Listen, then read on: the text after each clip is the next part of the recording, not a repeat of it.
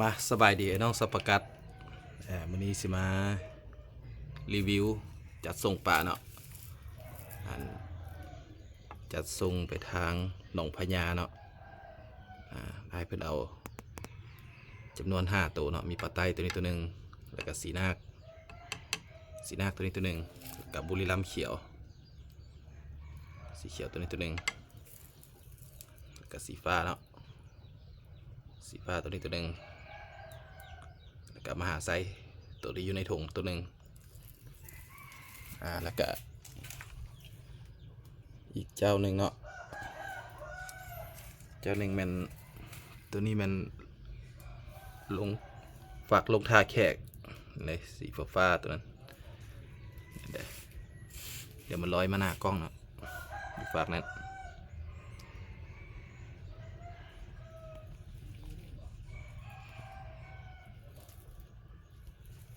นี่เนาะมันตัวนี้เลยเด้อ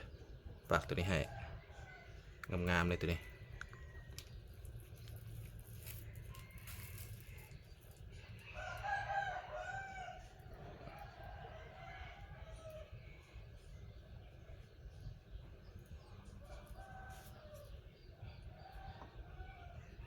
นี่เนาะ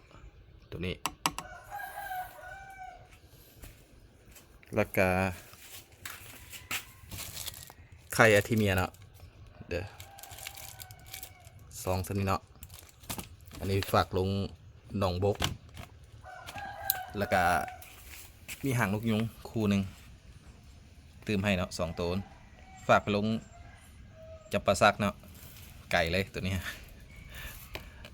ตามนี้เนาะใครสนใจทักมาถามมาสอบถามก็ได้เนาะเดี๋ยวคือปลาเราต้องเข้าใจปลาน้ำกันเนาะคือปลาเป็นขนาดมันจะบริใหญ่เท่ากับปลาแฟนซีหรือปลาหมอเนาะมันไปแรกเริ่มก็คือมันจะทอดสีก่อนปลานะมันจะเมื่อยเลยมันเมื่อยเดินทางเป็นเมื่อยหลังจากมันปรับสภาพตัวเข้ากับบอลมันอยู่ได้แล้วเนาะสีมันก็จะเข้มขึ้นเองปลาสายพันธุ์นี้จะเป็นประมาณนี้เนาะถ้าเป็นประกัดปลาสำหรับปื้อใหม่สำหรับใครที่กำลังเรียนเลี้ยงอยู่คือต้องเข้าไปศึกษาเพิ่มเติมเนาะในช่องทาง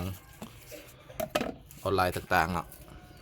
วิธีการเลี้ยงอะไรเขาต้องทำความเข้าใจก่อนเนาะย่านจะเลยว่าส่งปลาไปว่าโบตรงปกเนาะ ปลาโบครึ่งแล้วปลาโบตรงปกโบแมนเลยเนาะมันเขาต้องเข้าใจกับของอันปลาของเขาก่อนเนาะกับสิ่งที่เขาสีเลี้ยงก่อนว่ามันเป็นแนวใดเลี้ยงแนวใดวิธีเลี้ยงแนวใดปลามันอย่าเฝ้าตกใจเนาะต้องไปศึกษาเบิ่งนำกันเอาตามนั้น